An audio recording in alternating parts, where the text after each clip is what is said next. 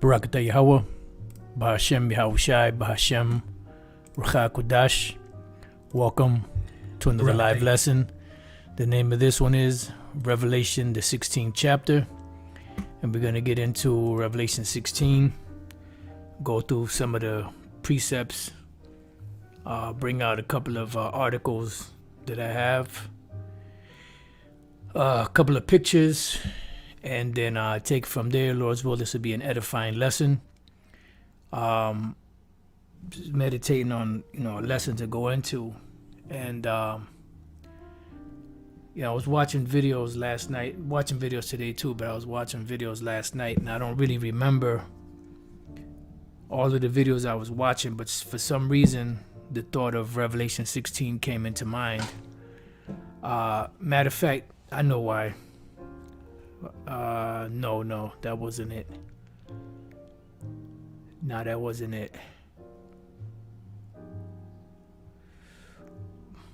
But it could have been, because I did watch the Black Mirror sixth season, the sixth episode, which was the last one, based off the brother Yahweh out in London, which I didn't get a chance to see his video at first, which I ended up watching after I saw Elder Apostle Gabar's video. But you know how it is when you watch videos, it's like off and on. Sometimes you got to get up and go do stuff, or your attention might, be changed for a moment. So I really didn't pick up what the brother Yahweh had picked up on in the So I had to go back and watch his video. And when I saw his video and I saw what he went into, and I scrolled back through the episode, because I did see the ending part, the destruction, nuclear destruction. But when I went back and I scrolled through the actual sixth season, I ran across, because I did see that scene, where I don't know if that was a man or a woman that knocked on the door when the police officer was using the bathroom, and he did have a newspaper in his hand, but it was like real quick flash. You really didn't see it, so I said either that brother has a real keen eye, or maybe he stopped it and paused it just to take a look, at that paper. And it said, forgot what it said, spoke about Russia, and it said that they had not, I forgot what it said. Russia, something about Russia. They weren't going to stop or something like that, dealing with nuclear war. And at the end of it, they showed, the city being destroyed by nuclear missiles.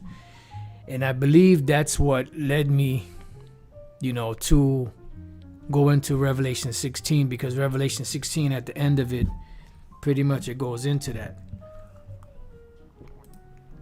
Now, Revelation 16, it says, "And I heard a great voice out of the temple saying to the seven angels, Go your ways and pour out the vials of the wrath of the Most High upon the earth." Now, a vial, if you brothers ever had blood drawn, those little vials of blood that they actually carry the blood in, that would be like a vial.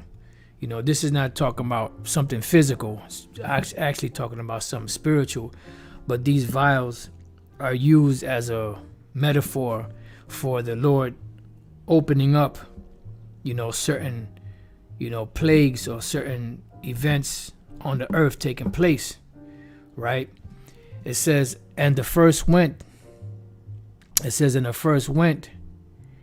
and poured out his vial upon the earth, and there fell a noisome and grievous sore upon the men which had the MOTB, the mark of the beast, and upon them which worshipped his image.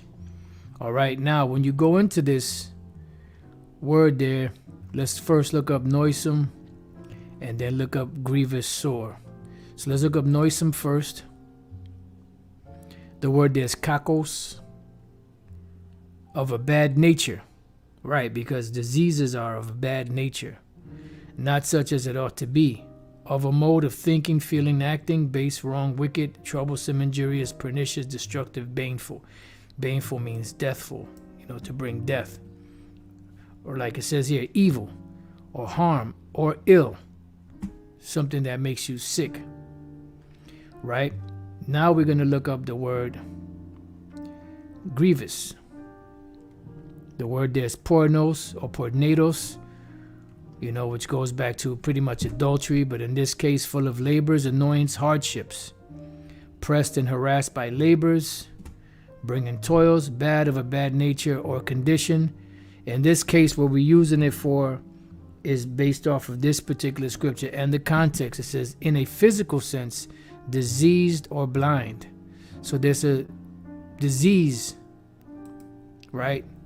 That this noisome, grievous, this evil disease brings what? A sore, right? And the word sores is helkos, a wound, especially a wound producing a discharge, pus, a sore, an ulcer. And that's pretty much what the MOTB is going to do to people that take it, because the Lord is going to mark them with that. Now, what I did was I followed a precept, and it opened up my mind even more to this situation here with those that take the MOTB dealing with, this particular sore, this pus, or this cancer. And it led me to a precept from the red Bible that we have back in the book of Exodus 9. So I'm going to read this, and then we're going to read a couple of verses, and then we're going to take it from there. It says, Exodus 9 and 8. And the Lord said unto Moses and unto Aaron, take to you handfuls of ashes of the furnace, and let Moses sprinkle it toward the heaven in the sight of Pharaoh. And it shall become small in the land shall become small dust in the land of Egypt, and shall be a boil breaking forth with blains upon man and upon beast throughout all the land. So we're going to read this. We're going to go to, matter of fact, let's read the whole thing and then come back to this. It says, and they took ashes of the furnace and stood before Pharaoh, and Moses sprinkled it toward heaven, and it became a boil breaking forth with blains upon man and upon beast. And the magicians could not stand before Moses because of the boil. So even the wise men of Pharaoh and their witches, they were smitten by this thing, for the boil was upon the magicians and upon all the Egyptians. And the Lord hardened the heart of Pharaoh, and he hearkened not unto them, as the Lord had spoken unto Moses. So when we look up this word boils, first and foremost, right? We're going to look up the word boils, which is shachayan, boil, inflamed spot, inflammation, eruption of man, leprosy of man and beast. So it's an eruption, a boil, right? Here, what does it say? An ulcer. So what did it say here? A sore, an ulcer, a wound producing a discharge, pus. So in the book of Revelation, it's sort of mimicking what happened in Egypt, except a little different circumstances, different things, right? Now, when we go back and we look up the word blains, the word blains is abai ba'aith, right? Blisters, boil, from root to swell up, right? An inflammatory pustule, as eruption, blains. So what I did was I actually went to Google and I typed in boil, and you see what a boil looks like. All right.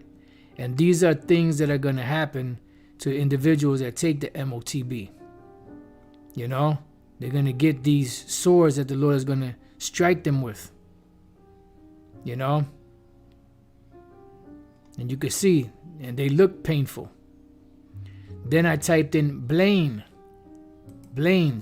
And man, when I saw this, I was like, oh Lord, look at that. So this is what the Lord is going to strike those that take the MOTB with. Look at that. Oh my goodness. I looked at this, bro. I was like, I wanted to hurry up and change it, because I was like, damn, and these people have no fear of the Lord whatsoever. They don't know what the Most High Yahweh B'Shem Shai is capable of doing to these people. You know, look at that shit, man. Oh my goodness. All right. So what that brought to mind also was how this place, Egypt, ancient Egypt, was getting hit with these plagues. And in Revelation 16, it speaks about getting hit with these plagues. And I thought about what the scriptures say in regards to ancient Egypt and the modern day Egypt. And 2 Ezra 15 and 10 it says, behold, my people is led as a flock to the slaughter. I will not suffer them now to dwell in the land of Egypt. Now, obviously, this is not talking about ancient Egypt. This is talking about the modern day Egypt, which is talking about today. And how do we prove that? Is by going to the book of Revelation, chapter 11, and verse 8. And it says, and their dead bodies, meaning the Israelites, meaning spiritually dead, shall lie in the street of the great city, which is America, Babylon the great whore, which shows you that this is not talking about Jerusalem, because this great city, when you go to the 17th chapter, Revelation 17, right, and 18, and the woman which thou sawest is that great city, which represents what? That harlot, which reigneth over the kings of the earth. And when you go back to the 5th verse, it says, and upon her forehead, meaning the woman, was a name written, Mystery Babylon the Great, the mother of harlots and abominations of the earth. So we know that this is not talking about, Jerusalem. It's talking about, Babylon the Great, which is dealing with America, right? So going back to Revelation 11 and 8, and their dead bodies shall lie in the street of the great city, which spiritually, not physically, spiritually, is called Sodom, because of the Mo action, Mo figures, and Egypt, all right, where also our Lord was crucified, meaning he was crossed out here in this spiritual place, which is an actual physical place, but it's spiritually, referred to as Sodom and Egypt, which is dealing with America. Now, going back to 2 Ezra, verse 11, but I will bring them with a mighty hand. So the Lord is not going to allow us to dwell here, because if the Lord didn't come, there would no flesh be left to be saved. But for the elect's sake, those days shall be shortened.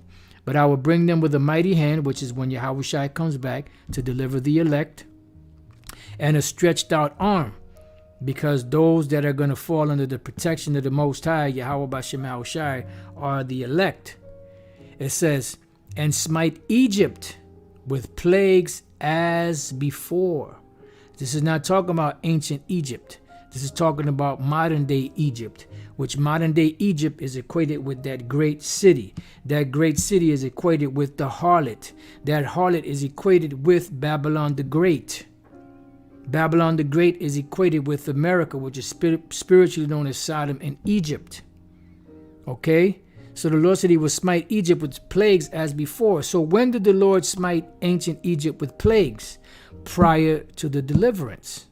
So now in these times, the Lord is going to also smite them with certain plagues similar to Egypt, not in the same fashion, or he could do it the same way if he wants to, but in similar fashions to what he did to ancient Egypt, but just in different ways. In this case, these boils and blains that came upon those Egyptians and the Magi's and the sheep and the cattle and all of that of Egypt, they will come on America, Babylon the Great, by way of the MOTB technology in whatever shape, fashion, or form that they do it, and will destroy all the land thereof, because ancient Egypt, the whole land was not destroyed. But America will be totally destroyed. Egypt shall mourn, and the foundation of it shall be smitten with the plague and punishment that the Most High shall bring upon it. And ultimately that would be what? The nuclear missiles, the nuclear holocaust, and the fire from the lasers from the chariots. All right? So this is, more proof that the Lord is going to take this place out in a spectacular, way. All right. Now, let's go from there. Let's go back. Let's go back to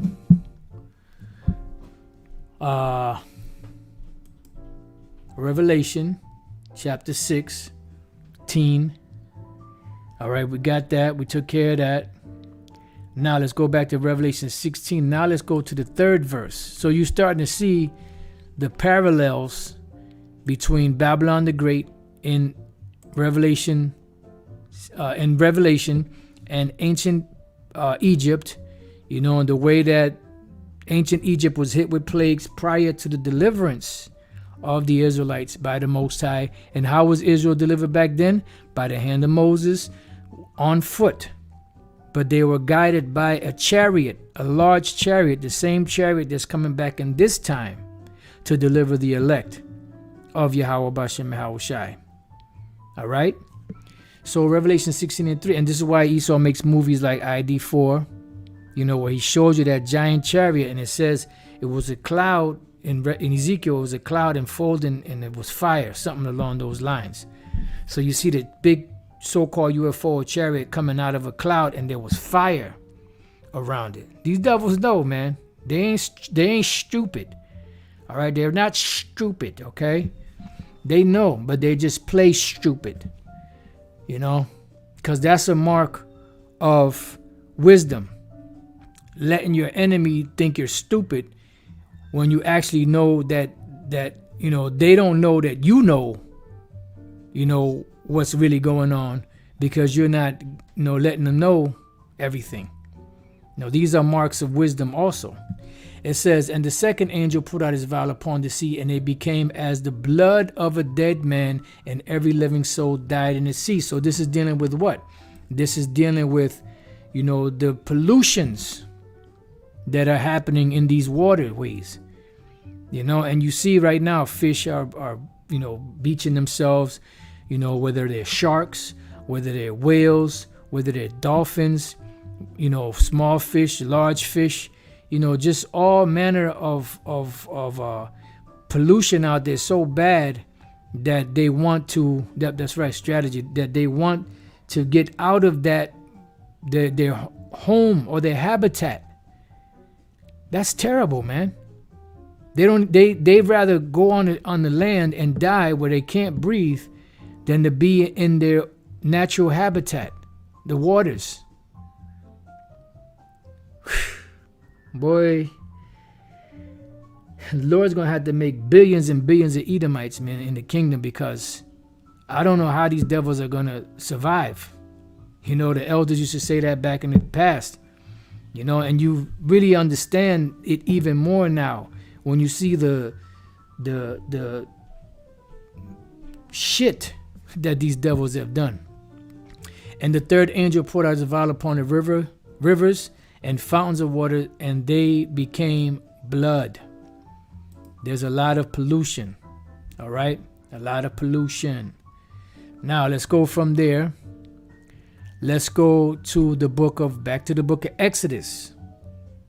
All right, and we're going to go to Exodus, the 7th chapter this time, which is a couple of chapters before this. And we're going to go to the 17th verse, right to the point. It says, thus saith the Lord, in this thou shalt know that I am the Lord. Behold, I will smite with the rod that is in mine hand upon the waters which are in the river, and they shall be turned to blood. And the fish that is in the river shall die, and the river shall stink, and the Egyptians shall loathe to drink of the water of the river. All right, so in this case, bring it up to date, is what? The pollution, the toxins, you know, the constant dumping of radioactive material, of plastics, of, you know, just environmental, corporate, you know, waste. And you got to remember that these corporations, they are worth billions. So if they're worth billions, and let's say it costs, you know, $500 million to $1 billion to get rid of, you know, radioactive toxic waste, and they can dump it in the sea or dump it in the ocean and get hit with multiple millions of dollars of fines. There's no, it doesn't take a brainiac to figure that out. They say, you know what, we'll dump it in the waters and we'll just pay the fines. Multi-million dollars in comparison to billions of dollars. So they'll dump the shit in there and take the fine because the fine is going to be cheaper than them disposing of it the proper way. This is how the devil works. That's what the Lord said. He will destroy them that destroy the earth. Now, let's go from there. Let's go back to Revelation 16. Now let's go to the 5th verse. It says, and I heard the angel of the waters say, thou art righteous, O Lord, which art and was and shall be, because thou hast judged thus. Right, because the Lord, these are judgments of the Lord playing out upon the earth. Matter of fact, let's go from there. Let's go to the book of Amos, chapter 3, and let's go to verse 6. Shall a trumpet be blown in the city, and the people not be afraid? Shall there be evil in the city, and the Lord have not done it? So if there's evil in the city, who really did it? Who put the spirit on people to do it? The Heavenly Father did. Because he's the one that controls everything. He has control of everything. Remember, it says man's goings are of the Lord. How can a man then understand his own way? All right, so these things, this is why the angel said that the Lord was righteous, because he has thus judged.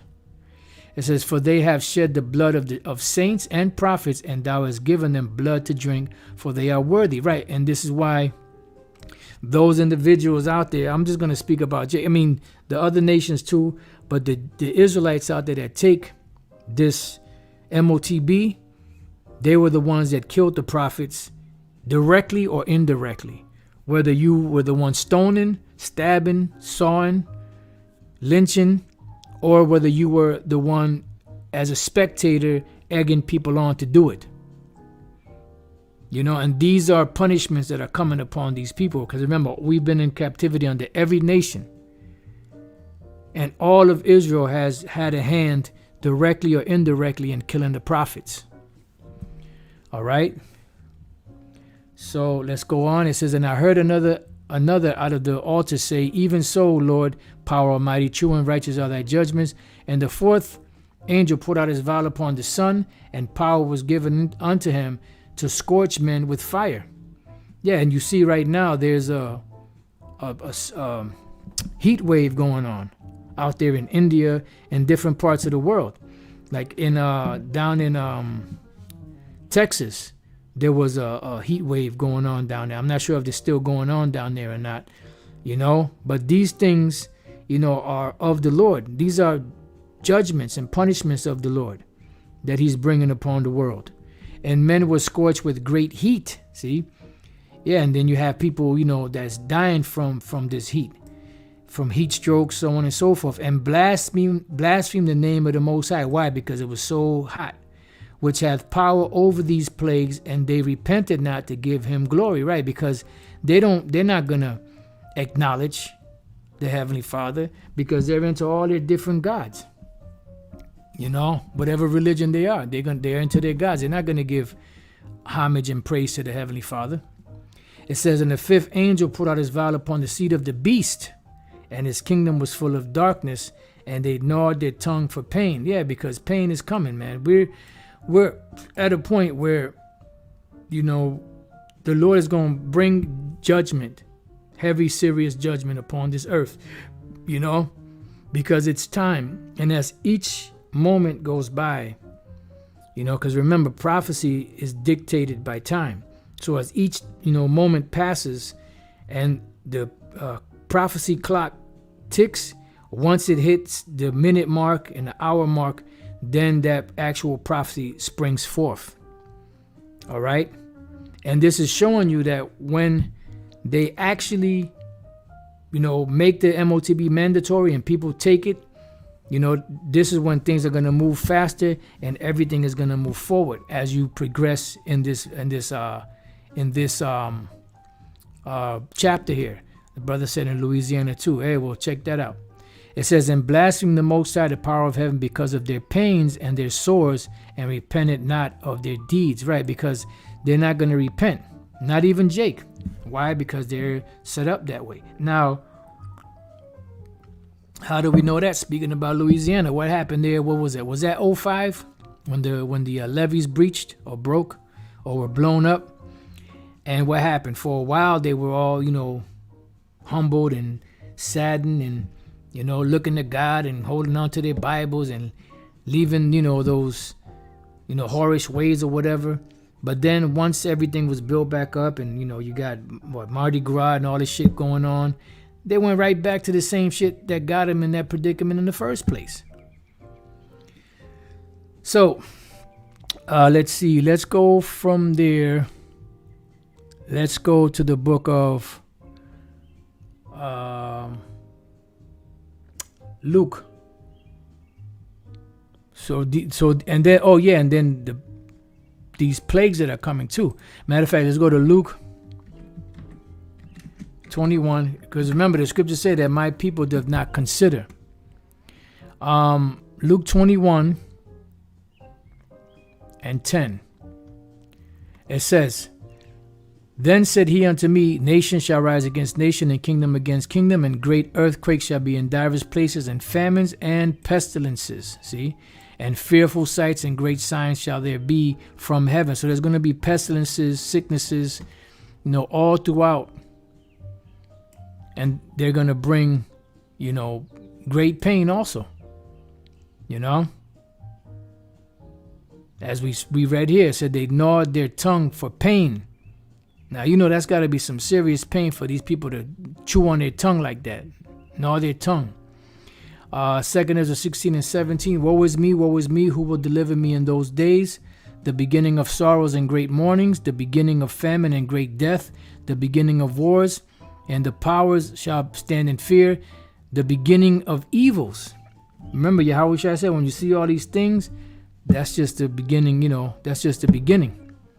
What shall I do when these evils shall come? And as you see this system of the MOTB, this digital system, progress even further and further, then that's when these things are going to really break out and intensify.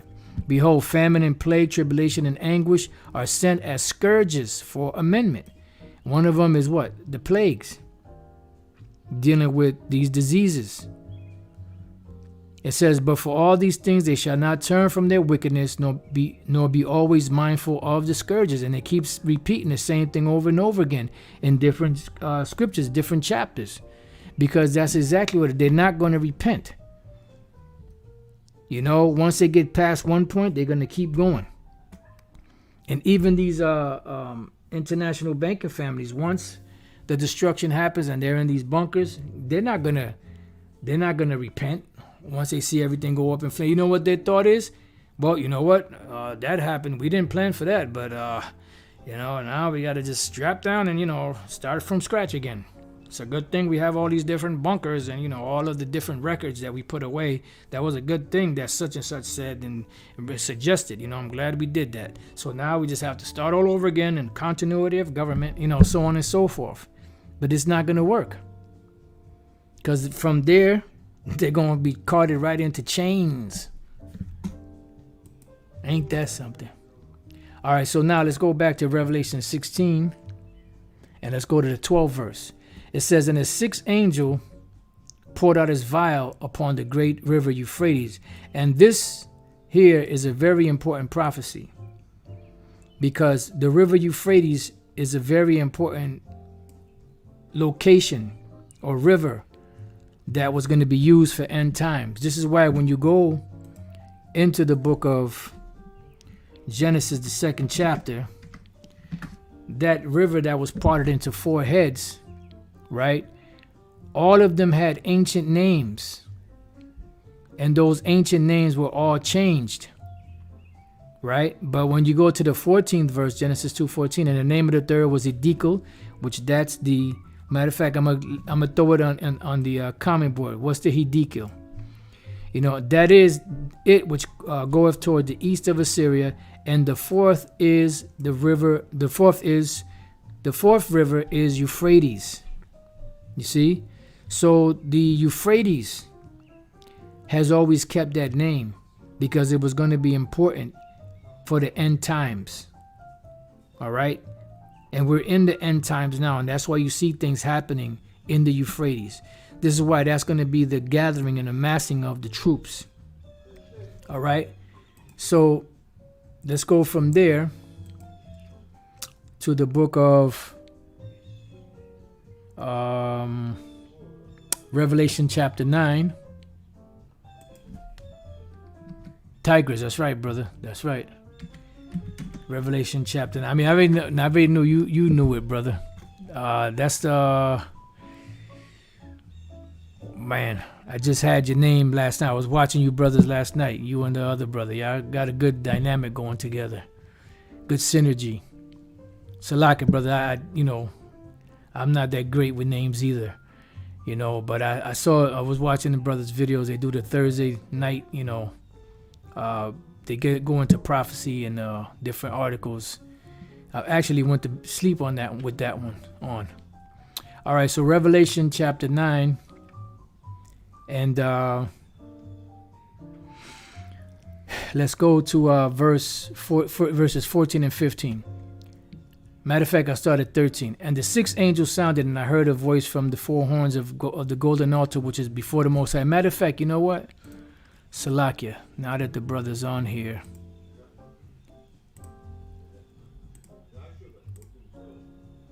I just made you a moderator, my brother, so... Now, if you see any roaches, around, you know what to do. Korah, but that's right. So Korah, that's called servant. Servant, called servant, if I'm not mistaken. The brother, yep, that's right, Sayonara, which is weapon of the power, right? Yep, yeah, you brothers are getting down, Barakateh, how about Shemal Shai? So Revelation 9 and 14 now, saying to the sixth angel which had the trumpet, loose the four angels which are bound in the great river, what? Euphrates. So you see how Euphrates keeps coming up? Because it's a very important, strategic location and river, for end time prophecy. This is why when you go back to Genesis 2, it's still, the Lord made it to where it never lost the name Euphrates. They could have changed that name, but the Lord said, nope, they're going to keep it as is. Why? Because it is important to prophecy. It says, and the four angels were loose, which were prepared for an hour and a day and a month and a year for to slay the third part of men. What are the third part of men? Esau. This is Esau. It don't necessarily mean that they're going to kill just all the Edomites. It means they're going to take down Esau's power structure. And they are the third party because the earth, as far as people are concerned, are broken down into three classifications of men. The sons of God, or the sons of the power, which are the Israelites. The sons of men, which are the other nations. And the sons of the wicked, which are the Edomites. All right? When you go back to the beginning, it was Cain and his descendants. Today it's Esau and his descendants. All right, now, let's go from there. Let's go back to Revelation 16. Now let's go to the 13th verse. Matter of fact, no, let's read this again. And the sixth angel poured out his vial upon the great river Euphrates, and the water thereof was dried up. Right, and you see now you can type in waters drying up in the Euphrates. Why do you think this is happening? Because it's all a part of prophecy. It says that the way of the kings of the east might be prepared. So when this happened, and the waters were dried up, this was an indication that the kings of the east were being prepared. When you go to the word prepared, it means to pretty much get them ready. When you go to, Joel, matter of fact, let's get that real quick. We'll just get the 9th verse. Joel chapter 3 and verse 9. It says, proclaim ye this among the Gentiles, the other nations. In this case, it's talking about the actual nations. Prepare war, see? So make preparations or war preparations. This is why all nations are doing what? Simulations of, tactical, military, whatever you call those, games or whatever, because they're preparing. They're building up their arsenal. They're building up their strategy. They're building up their defense system, opposition and defense.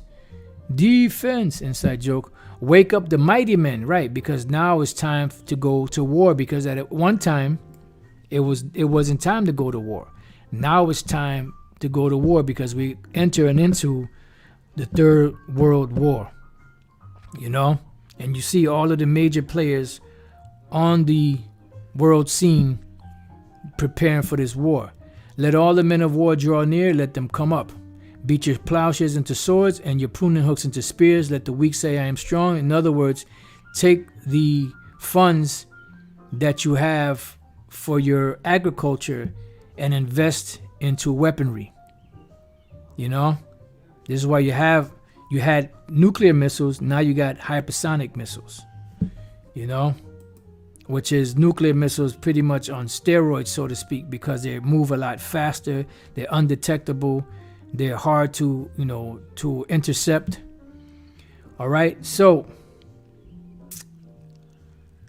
let's go from there back to Revelation 16. Now let's go to the 13th verse. It says, and I saw 3 unclean spirits like frogs come out of the mouth of the dragon. The dragon is the ancient Roman Empire, which today would double down as America. And why is that? Let's go to Revelation 13. Because during the time of the Apostle John, what beast was in power? I'm gonna throw it at you, brothers. That's an easy one. All right, so it says the beast from the earth. Revelation 13:11. And I beheld another beast coming up out of the earth, and he had 2 horns like a lamb, and he spake as a dragon. Why? Because you had this beast here represents America. It's another beast, but it's really not another beast. It's another beast, but it's the same as the former beast. All right. It says, and he had 2 horns like a lamb. This is their 2-party system representing America, the Republicans and Democrats. And they spake as, Rome. That's right, brother. And they spake as a lamb. Why? Because they're saying that they're benefiting the people or for the people, but they're really not. They're really, setting it up for people to fall into their trap. And he spake as a what? As a dragon. Why? Through their draconian legislation. And that draconian legislation is what's going to give them the teeth that they need to push forward. Because remember, when the Federal Reserve was established, when they first set up the bill and they introduced it into Congress, before they could pass it, they had to make certain provisions that did not benefit the bankers at the time. And Nelson Aldrich was like, no, those are the parts that we want in there, because he was stupid. Okay, he wasn't as stupid, pretty much, And Paul Warburg was, look, don't worry about it. We wanted to get passed. Afterwards, we can make the necessary, provisions. See, Paul Warburg, which was a German, he was far more superior in knowledge and wisdom and understanding than this dick snot, Aldrich. Because the scriptures speak about the wisdom of Timon. So once they got it passed, what happened? Then they made the necessary provisions over time. And now, eventually, about 30 some odd years into the future, they got the dollar bill to become the world reserve currency. Now they got all nations on the hook to the dollar, which they got into circulation through the Federal Reserve. And now we're at the point now where they're getting ready to get rid of the dollar to bring in the CBD system or digital currency to introduce the MOTB to the world. So you see how that whole meeting that they had in Jekyll Island in 1910, and we come all the way now to 2023, 100 plus years later, and look at where they have the world based off of that one meeting, which I think it was about 7 individuals there with their servants. And it's moving forward fast. All right, it says, and he, meaning this beast that was another beast, exercised all the power of the first beast before him, because the Roman Empire was in power at that time, which that represents the dragon when you read Revelation 12. But now America is in the stead of that, because America is the head over all of these nations now, like Rome was at one time. It says, and caused the earth and them which dwell therein to worship the first beast, whose deadly wound was healed. Right, this is why the image of the beast is a representation of all of the Roman ways. You know, their whole legislative body, you know, roadways like the Appian Way. Today you got highways, so on and so forth. You know, the legal system, the Senate, you know, so on and so forth. Presidents, so on and so forth. All right. So when we go back to Revelation 16 and 13, I saw 3 unclean spirits like frogs come out of the mouth of the dragon, which is America today, which was the Roman Empire. America doubling down as the Roman Empire in the reincarnations, for lack of better words. And out of the mouth of the beast, which is what? NATO. The EU and NATO. And out of the mouth of the false prophet. And what is the false prophet? The Roman Catholic Church. So these 3 entities working in junction or together are what's causing all of these wars and different situations to jump out all throughout the earth through the spirit of Yahweh Bashem Yahushua. The king's heart is in the hand of the Lord, and as the rivers of water, he turneth it whithersoever he wants. So he's the one that's manipulating them to set up all of these policies and meetings to push this World War III agenda forward. All right. Now, let's go from there. I got a couple of these articles here I want to read. Oh, Lord. Ugh. Let me get rid of this. This is, ooh, my goodness. It says U.S. relations with the Holy See, because we read what? The dragon. The dragon is who? The dragon is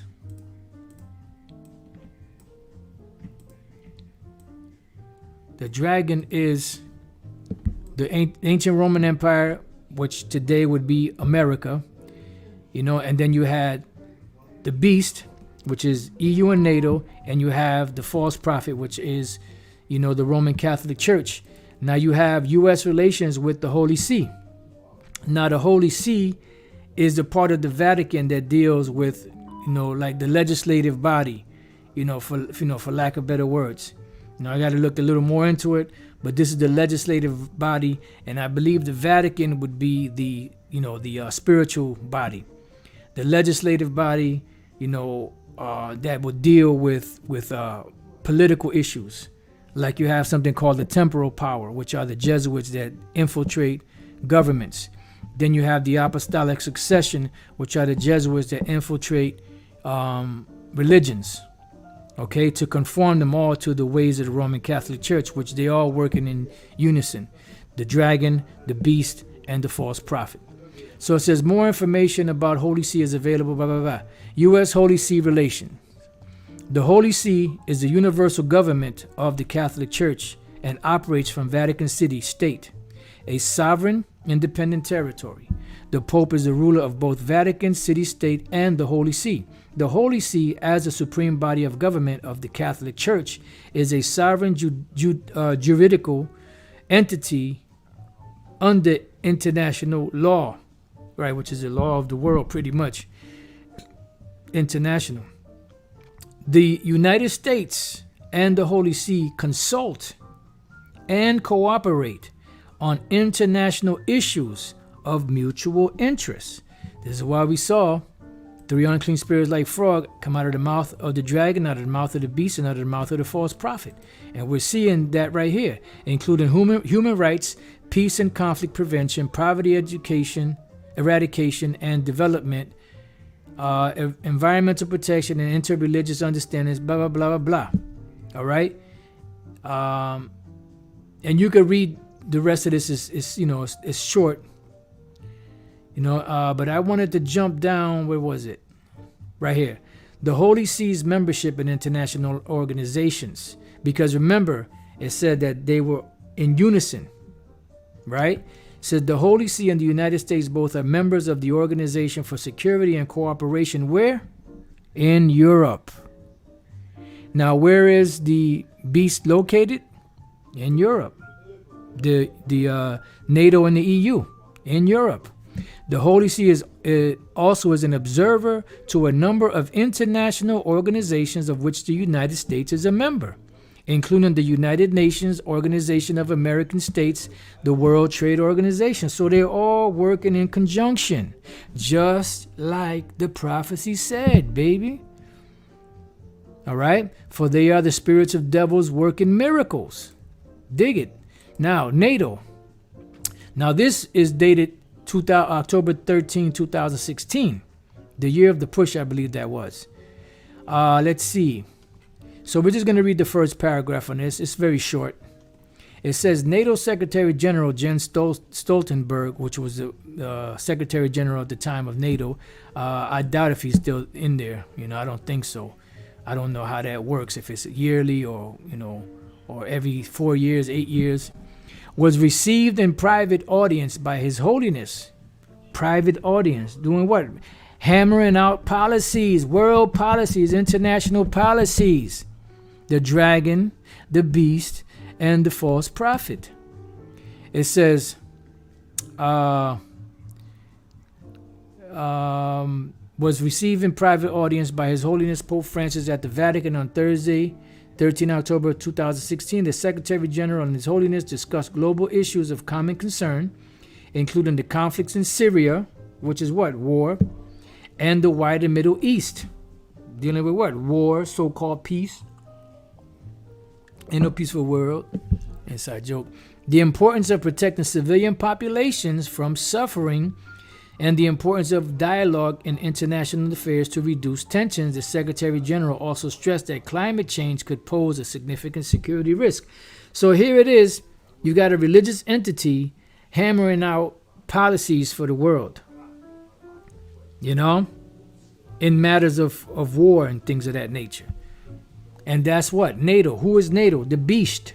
The beast. Do you see the beast? Inside joke. And that's what? The beast and the false prophet. This here is the dragon and the false prophet. Now we go here. What critics of Pope Francis' NATO comment don't understand about Vatican diplomacy. This is America, the Jesuit Review. This is dated May 6, 2022, which was a little more than a year ago. It says, how to understand the Sturm and Drang inspired by Pope Francis' frank comments to Italian Daily Corriere, The Pope shared that he is ready to go to Moscow and meet with Russian President Vladimir Putin, a man who last year called the pontiff on his birthday. They know each other, blah, blah, blah, right? Why not? France's biggest offense, though, according to the Wall Street Journal's editorial board, was speculating that NATO, the beast, might share some responsibility for provoking aggression by, as the Pope said, barking at Russia's gate, right, with the Ukraine situation, right? This is not such an unusual view. The former U.S. ambassador to the Soviet Union, Jack Matlock, among other diplomats, academic experts, and independent journalists, has pointed out the West's role in triggering Russian aggression, including the lethal strategy of inching NATO, the beast, and what's the West? The West is talking about America. NATO is the beast, the dragon, right up to the Russian border. The late U.S. diplomat George Kennan warned in 1997 that NATO expansion would be a fateful error. Right? It says, as the only religion with sovereign status, the Catholic Church has unique functionality within the interstate system, sending its diplomats overseas and receiving an ambassador to the Holy See, participating in the United Nations as a permanent observer. See? So the Roman Catholic Church, NATO, and America are always working together, hammering out policies, even signing treaties with other nations, yet with no territory besides, this is talking about the Vatican, with no territory besides the pinprick of land called Vatican City, no military besides the ceremonial Swiss guards, and hardly any economy. So how in the hell can the Vatican be Babylon the Great when there's hardly any economy? And it says that the nations were made rich by Babylon the Great. Here. Gift shop items might be the biggest export, so on and so forth. You could, it says the Vatican lacks the material interest that typically motivates state behavior. See? This allows papal diplomacy to focus on immaterial goals such as peace, human dignity, and the common good. So how in the hell can that be Babylon the Great when the nations are not getting rich off of them? They ain't got it like that. I mean, they got money, but the nations ain't getting rich off of them. They getting rich off of Babylon, the real Babylon the Great, America. It says Pope Francis has also been consistent from the start of his pontificate. He has warned, listen good, he has warned of arms proliferation and has said that nations are engaging in a third world war piecemeal. He directs this criticism at every nation on the Stockholm International Peace Research Institute's list of big weapons sellers, in which the United States remains in the lead. And don't they work with America, the dragon? Don't they work with NATO? All right. And you can read the rest of this. I put these in the description box. So going back here, did the three unclean spirits like frost come out of the mouth of the dragon and out of the mouth of the beast and out of the mouth of the false prophet? For they are the spirits of devils working miracles. And that's what they're doing, because they also all are pushing a form of digital currency. Years ago, if you remember, the people that worked, the employees of the Vatican, had to get a microchip in order to work. So they're pushing all of these things. They're pushing these miracles on the earth, which go forth unto the kings of the earth and of the whole world. Is that not what we're reading here? They're hammering and hashing out policies. He's telling them that they're at the brink of World War III piecemeal. Getting with different countries. Signing treaties. It says to gather them to the battle of the great day of the power Almighty. What do you think that great battle is? Armageddon. Salaki for a moment.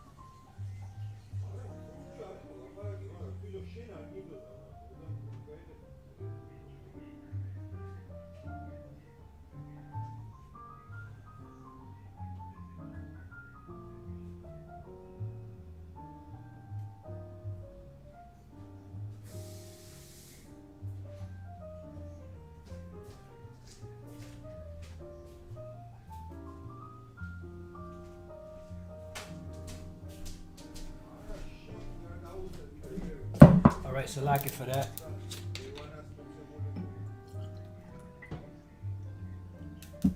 Alright, so it says to gather them to the battle of the great day of the power Almighty. Behold, I come as a thief. Blessed is he that watcheth and keepeth his garment, lest he walk naked and they see his shame. This is dealing with, the brothers and few sisters in the truth that have this truth, which knowledge and wisdom shall be the stability of thy times. This is the covering, that's going to cover us, from all of the evils that are coming upon the earth. And he gathered them together into a place called, in the Hebrew tongue, Armageddon. Which when you break the word Armageddon down, it's Har Magad one, Har, mountain or hill, Gad or Gad, which is troop, like the tribe of Gad. And then the Don at the end, You know, Armageddon, the one at the end is plural. So Armageddon, mountain of the troops, the valley of Jehoshaphat. You know, the Most High's judgment, gathering the nations. My determination is to gather the nations that I might pour upon them my indignation. And he's using these kings, the false prophet, you know, the dragon and the beast, to gather and amass these people over there. So even if these devils are doing this stuff to stir things up, guess what? It's the Lord working on the left-hand side and directly stirring them up. All right? It says, now we get to this point. And the seventh angel poured out his vial into the air, and there came a great voice out of the temple of heaven from the throne saying, it is done. Meaning, that's it. Why? Because now you got all of the troops in place. The people already took the MOTB. You got the swords on the people. You know, the prophecies of the Lord have all been fulfilled. Now we're up to the point of World War III, which they already gathered together there. Now it's time to bring the end. Now it's time to say goodbye. Right? So let's go from there. Let's go to the book of, what verse was that? 17. Let's go to Revelation 10. Let's start at the 5th verse. We're almost done here. We're going to read to the 7th verse. It says, and the angel which I saw stand upon the sea and upon the earth lifted up his hand to heaven, and swear by him that liveth forever and ever, who created heaven and the things that are therein, that therein are, and the earth and the things that therein are, and the sea and the things which are therein, that there should be time no longer. Why? Because everything is predicated upon time through the prophecies. But in the days of the voice of the seventh angel, which is the final angel, and we have to be out of here at the end of the 6th and beginning of the 7th. When you go to Job, the 5th chapter. When he shall begin to sound, meaning when this begins to sound, the mystery of the Most High should be finished. Meaning now it's time to move into what? The kingdom. The destruction and then the kingdom. As he have declared to his servants, the prophets. See? And this is why it's the prophet's job to teach of what's going on. Now, let's go from there to Ezekiel chapter 39 and go straight to the point. Verse 8. It says, behold, it is come, and it is done, saith the Lord power, Yahweh Bashem Al Shai. This is the day whereof I have spoken. And what's that? The destruction of this place. And how is this place going down? By the nuclear missiles and the lasers from the chariots. So when it says here in Revelation 16:17, it is done, and there were voices and thunders and lightnings, and there was a great earthquake. So what's going to cause this great earthquake? The missiles pelting down on the earth, moving the earth on its axis, rocking it. Now, when you see an explosion or something happen in certain places, what happens afterwards usually? Tsunamis, which means what? That's an earthquake. So when these missiles hit, they're going to cause a whole earth to rock to and fro. So do you understand now why the best place to be is up in the heavens in the chariot? It says, such as was not since men were upon the earth, so mighty an earthquake and so great, right? Because it's going to be beyond a 10 on the Richter scale. It says, and the great city, which is America, was divided into 3 parts. Why? Because you have the third part of men, which is Esau. You know, which you have the sons of the Most High, which are the Israelites. You have the sons of men, which are the nations, and you have the sons of the wicked, which are the Edomites. It says, and the great city was divided into 3 parts, and the cities of the nations fell. And great Babylon came in remembrance before the Most High, because now is time to judge her fully, because everything is fulfilled, to give unto her the cup of the wine of the fierceness of his wrath. And that's what he's ready to do. He's ready to pour out this wrath of his upon them. My determination is to gather the nations, that I may pour upon them my indignation, even all my fierce anger. It says, and every island fled away, and the mountains were not found. So America is going to be a flat land. It says, and there fell upon men great hail out of heaven. Right. And what is this hail out of heaven? These are the nuclear warheads. Right. Now, when we look up the word hail, right, let's see what it says for hail. The word there is kaladza, hail. Doesn't really say much. Just says hail. Right. Which this is what the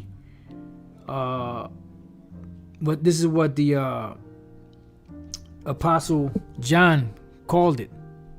Hail. Right. It says, and there fell upon men a great hail out of heaven, every stone about the weight of a talent.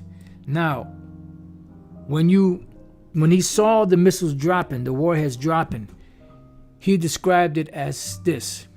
How heavy was a talent in the Bible? Now, a talent was anywhere from 75 to about 100 pounds. And it says a talent weight was an ancient measuring unit for gold and silver. And the talent was the heaviest weight. So when he looked up in the sky, he didn't see a bird, he didn't see a plane, he didn't see Superman. He saw the missiles dropping, the warheads coming down. All right, similar to what you saw in that movie, the series of Black Mirror, this season 6, episode 6. And this is what he saw. These are talents. All right, so can you see? Matter of fact, let's type in. Oh, I don't really want to go there. God damn. Let's type in nuclear warhead. Let's see what we can glean off of that. Look at that. Now, do you see the beast? All right. Let's make this smaller. Can you understand now why the Apostle John described this thing as the weight of a talent? Look at the talent. Look at the missile, the warhead. Look at the talent. Look at the missile. Look at the talent. Look at the missile. This is why he described it as such. Because he saw these things coming down. He said, man, that looks like a talent. And that was the same, that was the largest, weight of, the measuring system for money back then, gold and silver. All right. That's the missile, the warhead, and that's the talent. All right. Let's see if they have any other ones. There goes another one, So you have different ones. Here goes another one. Boom. So you see how they have that big round, Now some of them are a little pointier, but this is what he saw. This is what he saw dropping. When the nuclear missile, the propelling part of the nuclear missile released the warhead, that's what he saw. Like I said, this is the warhead, this is the talent. It said the talent weight was an ancient unit for measuring value in Greece, Rome, and the Middle East. In the Old Testament, a talent was a unit of measurement for weighing precious metals, usually gold and silver. In the New Testament, the talent was the value of money or coin. The meaning of talent, the Hebrew term for talent was kaikar, a flat, round, gold or silver disc or circular-shaped loaf. In Greek language, the word comes from the talanton, a large monetary measurement equal to 6,000 drachmas or denarii, the Greek and Roman silver coin. I actually put this in the description box, so you brothers, if you're interested, you could read a little bit more on it.